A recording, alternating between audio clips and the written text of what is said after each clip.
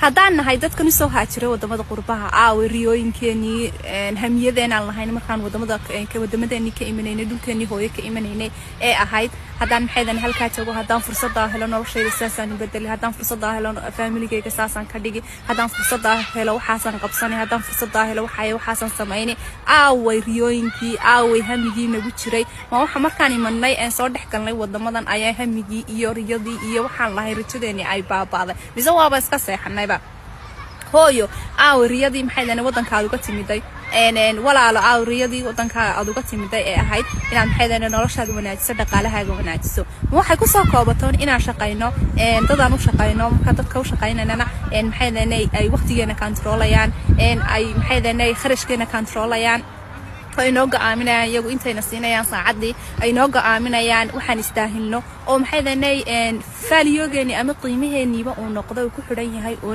maxaydan mishaar masaasi nolosheeni noqotay hamigaan lahayn riyooyinkeenaan lahayn isa waxa tahay qof ku tiirsan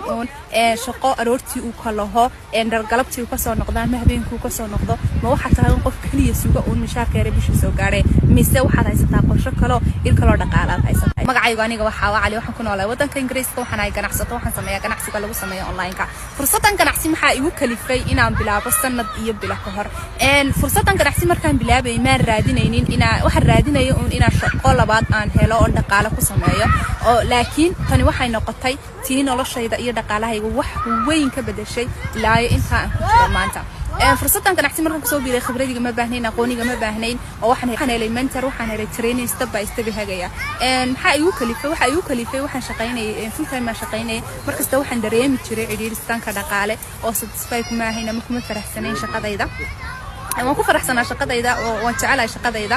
don't take me wrong hay fahmi khalad laakiin kuma faraxsanayn waxaan ka helay budgetkan kale ama income-kan ka helay markasta waxaan ka reefgareyn jiray markasta waxaan dooni jiray inaan dhaqaalaha aan sameeyo dhaqaale ka fiican aan sameeyo sida noloshaan ugu dabaro maadaama maxaydan nolosha iska qaaliyooday inflation imika uu jiro haddaba haddii aad tahay qof sidaas oo kale raadinaya fursad dhaqaale noloshiisa ku bedelo dhaqaalihiisa ku bedelo familigiisa ku caawiyo sidoo jeceliya ugu caawiyo waxaan ku hayaa fursad ganacsi taasoo waqti badan kaaga baahnayn fursadan ganacsi waxay ku ogolaanaysaa adoo hooyo haddii aad hooyo tahay adoo guri jooga adoo maxaydan qof full time shaqeeya inaad dhaqaale ku sameyn karto maalintii 2 hours markaad geliso aad dhaqaale ku sameyn karto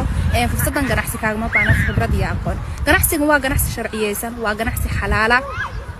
wuxuu ka furan yahay 7 ka wadan waxaan ku leenahay 43 xafiis all around the world haddaba haddii aad tahay qof doonaya inuu dhaqdhaqaaqa ama movementiga online ka qayb qaato waa imika movementiga ugu badan ama dhaqaalaha ugu badan waxa laga sameeyaa online